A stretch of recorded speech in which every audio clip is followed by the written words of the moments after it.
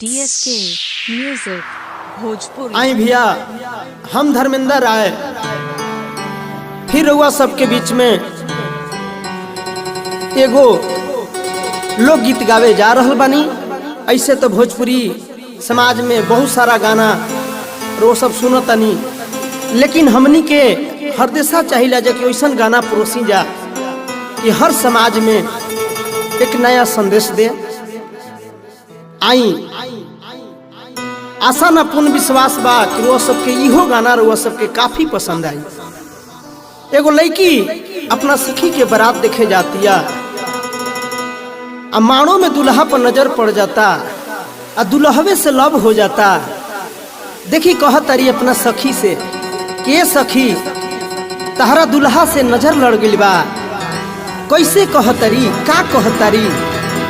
आई गीत के माध्यम से सुनल जाओ कवि के का भाव बा।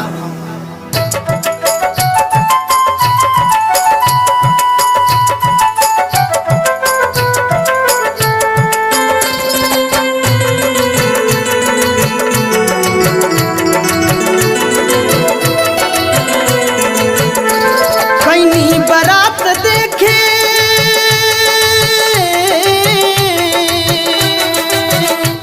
कहीं बारात देखे गजब हो गई, गजब हो गई। सखी के दुल्हवा, सखी के दुल्हवा से लव हो गई, सखी के दुल्हवा से लव हो गई। सखी के दुल्हवा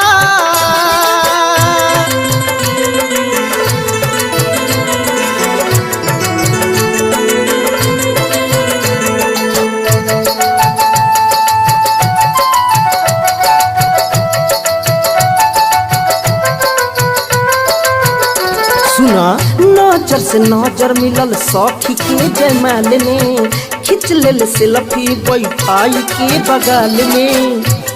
नजर से नजर मिलल सखी के जयमाल में, खींच लिहल सेल्फी बैठाई के बगल में। हमारा संग खेला अजब हो गई, हमारा संग खेला अजब हो गई, अजब हो गई। सखी के दुल्हवा,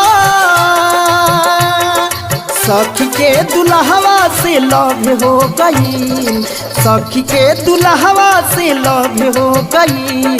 सखी के दुल्हवा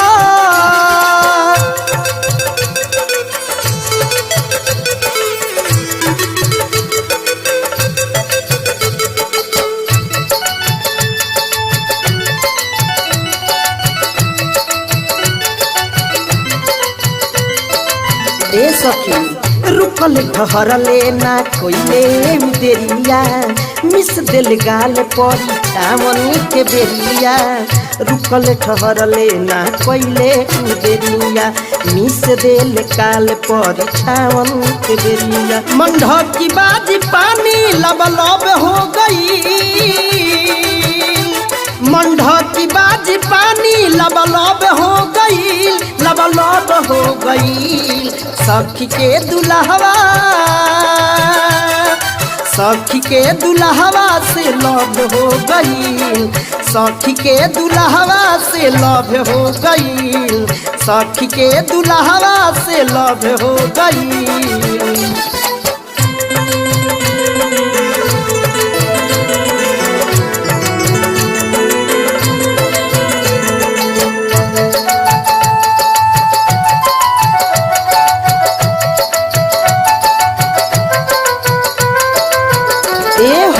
लिख दिल नंबर राजू ओढ़नी के कोर पे, खूबे बतियाई धर्मेंद्र से फोन पे।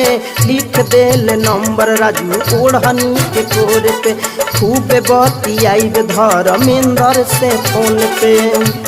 जब जाए लगल आंखें डबाडब हो गई,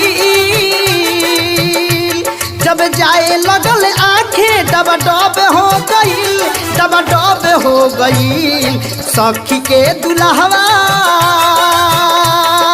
सखी के दुल्हवा से लव हो गई, सखी के दुल्हवा से लव हो गई। सखी के दुल्हवा से लव हो गईल, सखी के दुल्हवा से लव हो गईल, सखी के दुल्हवा से लव हो गईल।